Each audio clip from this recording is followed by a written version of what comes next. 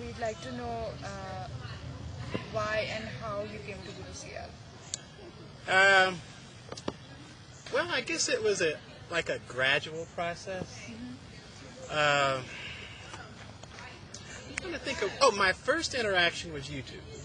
When I was looking up Kundalini, and I noticed a video with automatic yogic movements. That was the first interaction with it, and I just sort of trailed that all the way to the main website.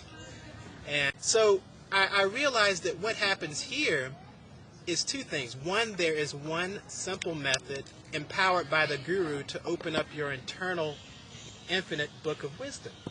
So instead of many external books, external teachings, external things for the mind to chew on, I've got one way to tap into my infinite source. And not just for wisdom. I mean, we're talking healing powers on a powerful scale.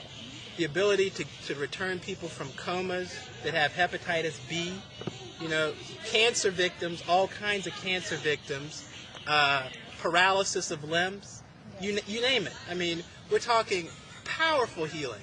So, I mean, it's kind of like a one-stop shop. Powerful healing, okay?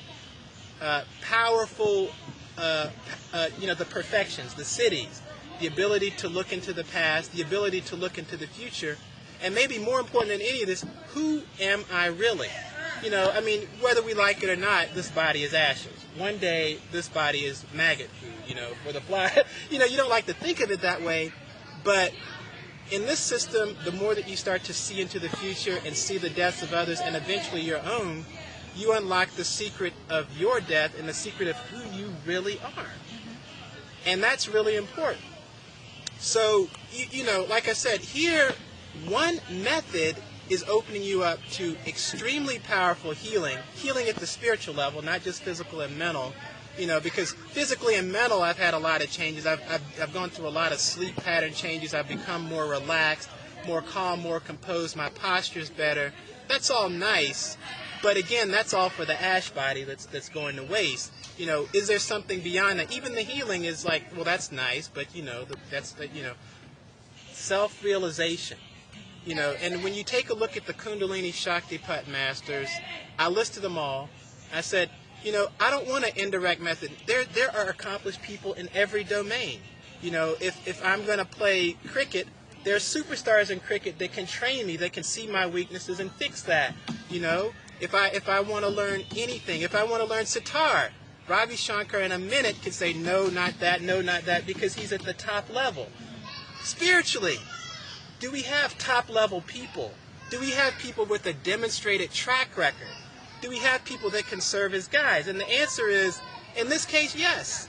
I mean, in all domains of spiritual healing, spiritual powers, girls that are levitating, age 10 girls that are levitating because they don't have all of the accumulated misprogramming of science. Lots of things to create a real yoga so that you can be at cause and see the causes prior to the effects. See, so, I realized that I was getting in one package a whole lot, and to top it all off, I'm getting it for free. I've been in organization after organization where they have different, economic models where sometimes it's like, well, pay this much now. Oh, you like that work? Oh, the next one's 100 more. Well, the next one's 100 more. Isn't it valuable to you? You better pay. We have it. You need to take it. Buy this book. Read this.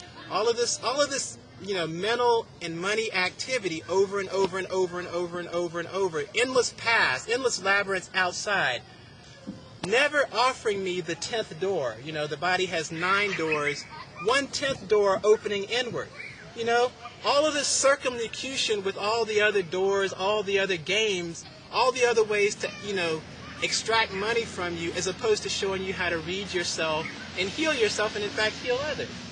So I just began to compare it in just a number of ways, and I began to see that it offered me everything I wanted in one place, and a tremendous number of benefits in one place. So I decided, let's give it the college try. Let's do it.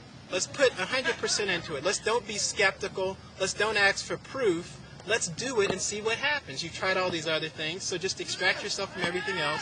Try this and see what happens. So I tried it, and first day he's saying, oh, well, you can get intoxicated without drugs. I'm like, well, that's nice, but that's probably going to take, 30, 60 days or something like that. But, I did it. And, I came out of there, and, I was going through the Barnes & Noble or the Borders, and I was, interacting with people, but I was expanded. I was light. I was like a cloud, and I was free, and I wasn't localized to one place in space and time. I was, and it continued for a day or two where I was just dizzy. Like, I would stop, but then there would be like this, like, whirling, like, whoa, what's going on here? And then you just start to get, and I've been a raw foodist before. I'm aware of purification at the physical level. And I'm aware what the raw foodists do with cleaning. And I'm aware of the raw foodists and they're clutching towards life. Like they want to eat certain foods, certain healthy foods to create a healthy body. That's one part of the cycle. I want to be the one who knows they're in the Brahman cycle, the creation and maintenance stage, not fully accepting that death is part of that cycle. I want the full self-realization of birth, maintenance, and death. I want to see that entire cycle and realize what I really am. And this offers all of that. Yeah. How do you plan on spreading Guru's mission here in the U.S.? Yeah, I think the key is like prior to this, I was into holistic health. I had a flotation tank. I was getting involved in dietary systems and all this, and they all had some success. I was also involved in Christian Science, which again is another miracle healing system. But I felt those didn't give me a practice. Here I have a practice that I can do anywhere. If I'm in the grocery line, I can repeat the secret mantra. If I'm at a stop sign, I can repeat the secret mantra. In the intervals in a conversation, I can repeat the secret mantra. And Mantra City is a well-known phenomenon throughout in India. So, but let's get back to your question. Your question was, how do I plan to spread it? The idea is that something good spreads itself. If you have something useful and constructive, then it will spread itself. And a key to that is the same as this meditation. It involves surrender to the mother force. So what's happening on a personal level within this body, where I am surrendering this body to the mother force for her to correct it and manipulate it as she pleases, that same thing can happen on a social level. You see, because the mother force is actually, her urge is to connect to the cosmic consciousness and to connect in kind of like a spider web, that same force is everywhere, just like oxygen. So the more charged you become and the more that you can radiate that, the more the mother force draws in and attracts necessarily. So it's really it's like cruise control.